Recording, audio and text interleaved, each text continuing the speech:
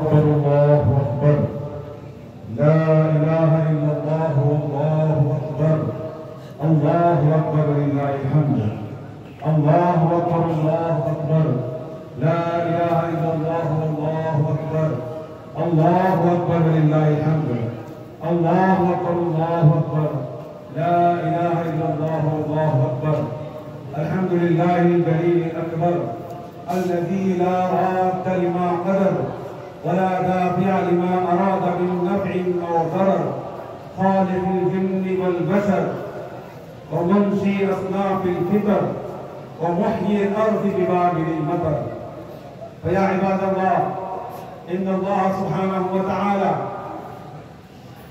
جعل بعض الأيام والشهور فرحة لنا لنبدي فرحتنا وبهجتنا، فإن هذه الفرحة والبهجة منة من الله سبحانه وتعالى، فعلينا أن نفرح بهذه المناسبات السعيدة السارة، لأن الله سبحانه وتعالى أمرنا أن نصلي وننهر ونذبح، فعلينا أن نعتمر وعلينا أن نمتثل بأوامر الله سبحانه وتعالى، وعلينا أن نتأسى بأسوة سيدنا إبراهيم خليل الله على نبينا عليه السلام، وعلينا أن نتأسى بابنه سيدنا إسماعيل على نبينا عليه السلام.